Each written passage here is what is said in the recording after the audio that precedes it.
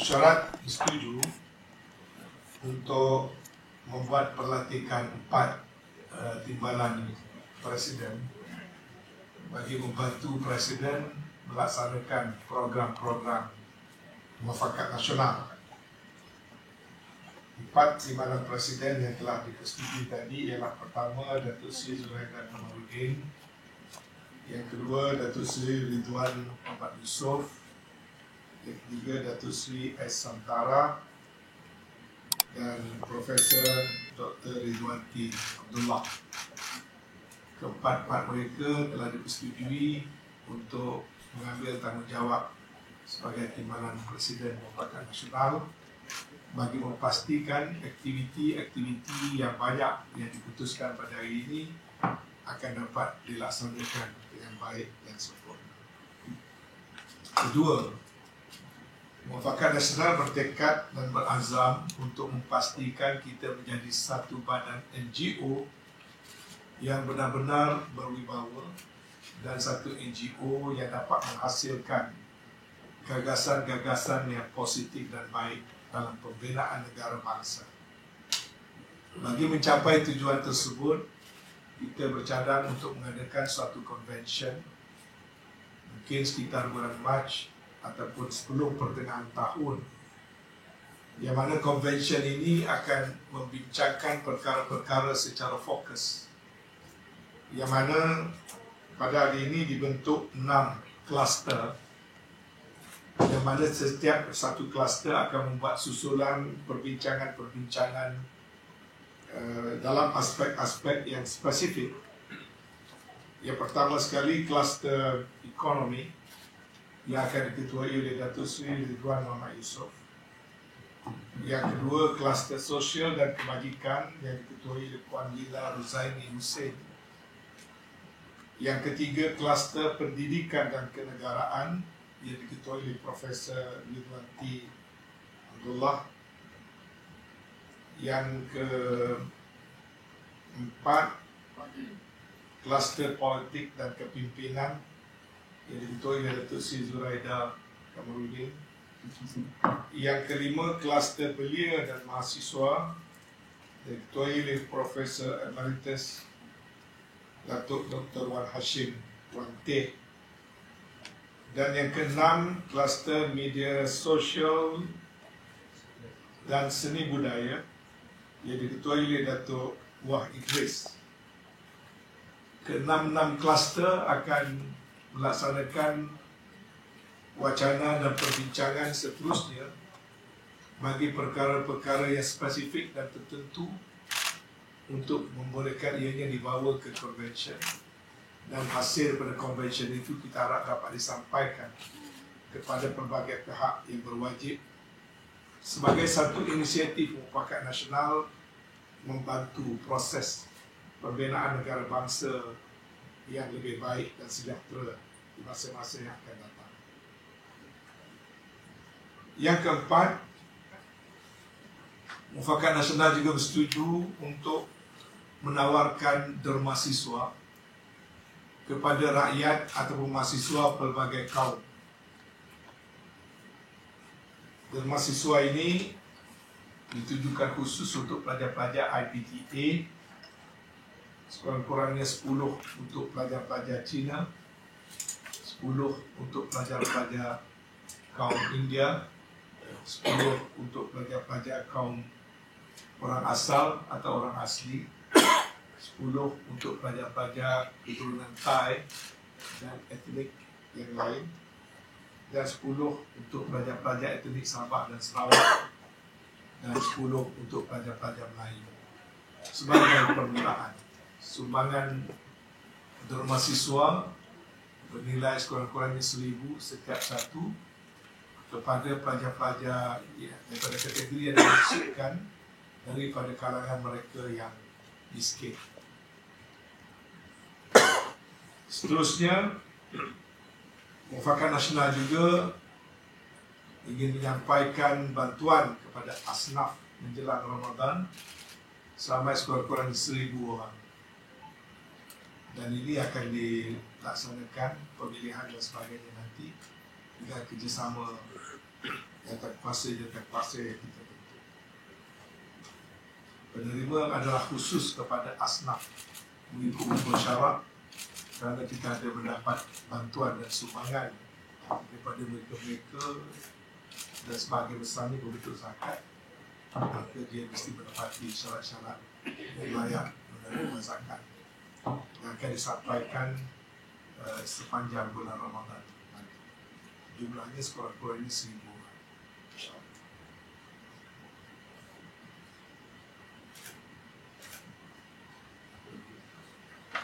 Kita juga bersetuju untuk mewujudkan sekolah memahami pengurusan negara, short form sempurna, yang akan dijalankan sebahagiannya secara maya dan sebahagiannya secara fizikal. Sekolah memahami pengurusan negara akan membuka peluang kepada remaja, anak-anak muda, belia untuk disampaikan hal-hal yang berkaitan dengan kenegaraan, memahami perlembagaan, memahami sejarah pembentukan negara, asas-asas pembinaan negara bangsa dan sebagainya. Dan kaedahnya adalah dibuat melalui, ada yang disampaikan secara maya dan ada program yang akan dianjurkan secara fizikal. Muafakat Nasional juga setuju untuk mengadakan apa yang kita sebutkan sebagai kem muafakat bersama remaja Malaysia. Mungkin boleh direkaskan jadi kembara. Kem muafakat bersama remaja Malaysia yang berbagai kaum. Kem ini akan mempunyai satu modul yang akan digubal khusus. Penyertaannya adalah multiracial dan kaedah kem ini dianjurkan ialah lebih bersifat infotainment yang sesuai dengan kehendak remaja. Datuk Wah Idris dan rakan-rakan mungkin akan turut membantu untuk menyusun bagaimana cara kem ini dapat dikendalikan dan dia boleh diadakan juga di peringkat negeri-negeri. Tujuan kem muafakat bersama remaja Malaysia ini adalah bertujuan untuk MN memainkan peranan dalam menggalakkan penyatuan, perpaduan dan muafakat pelbagai kaum dan menanam nilai-nilai positif di kalangan anak-anak muda dalam proses pembinaan negara bangsa yang lebih baik dan lebih sejahtera. Itulah antara perkara-perkara yang diputuskan.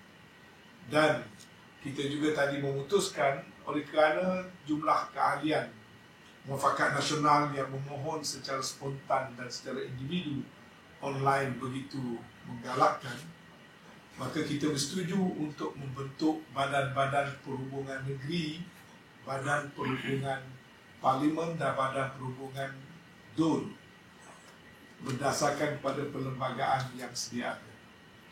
Ahli Dewan Tertinggi pada hari ini telah bersetuju untuk membuat pelantikan pengurusi Protan di peringkat Badan Perhubungan Negeri bagi negeri Kedah, Datuk Mansur bin Mahmud, bagi negeri Pulau Pinang, Datuk Zulkifli bin Yahya, bagi negeri Sembilan, Encik Badrul Hisham Sarin atau Encik Rubat, bagi negeri Melaka, Encik Muhammad Saufri bin Ahmad, bagi negeri Johor, Encik Muhammad Arifin bin Nan, bagi Sabah, Datuk Haji Goraman Haji Lolong, bagi negeri Sarawak, Tuan Haji Jumat Ibrahim, bagi negeri Perlis, Tuan Engineer Zahari bin Man, bagi negeri Kelantan, Profesor Dr.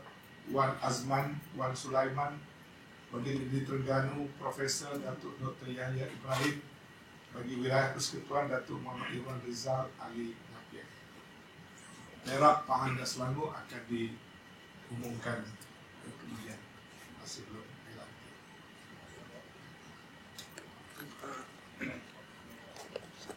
Okay. Sabar dan sabar. Asyik.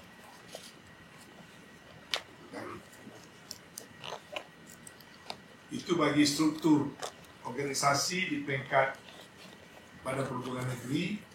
kawasan dan DUN yang perlu disegerakan kerana jumlah ahli kita daripada analisa datang daripada kesemua 222 kawasan di seluruh negara. Jadi mereka itu memohon secara individu, maka mereka perlu disusun supaya ada organisasi di peringkat tiap-tiap kawasan bagi mereka yang telah memohon. CJ kelulusan lebih 10,000 yang telah dihantar secara online bagi yang ada email. Dan saya pun maaf kerana ahli-ahli yang belum menerima sijil keahlian kerana jumlahnya terlalu ramai dalam masa yang singkat. Itu perlu memakan sedikit masa sebelum sijil keahlian dapat disampaikan. Namun begitu, secara portal, secara online, status kelulusan boleh disemak secara online bagi mereka-mereka yang telah membuat permohonan sebelum daripada ini. Dan keahlian selanjutnya akan dibuka dengan kerjasama badan-badan perhubungan negeri dan kawasan selepas daripada ini. Saya rasa itu sahaja perkara yang ingin saya maklumkan untuk pengetahuan rakan-rakan media. Terima kasih. Berapa jumlah keahlian setakat ini? Dan ada 25,000.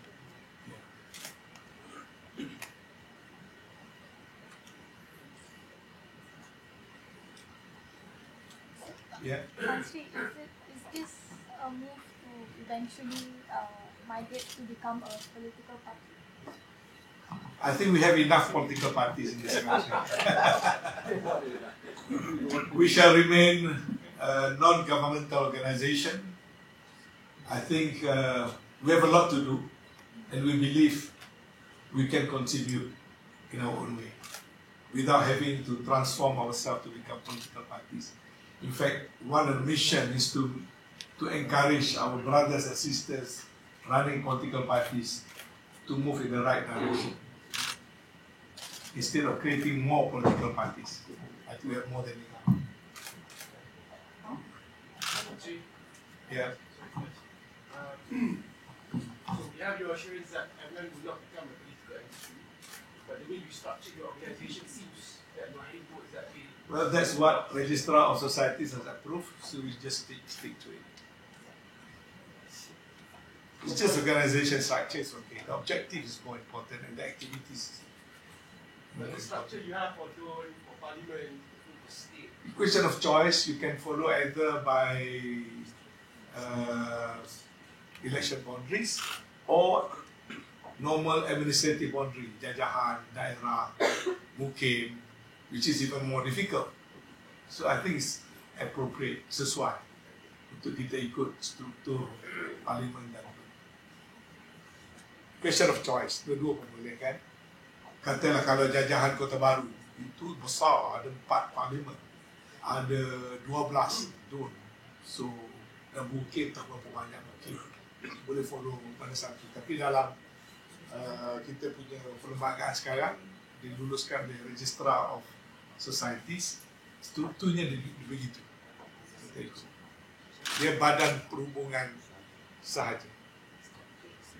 Tapi dia tak ada parti, tak ada pemilihan dan sebagainya. Ya. Ya.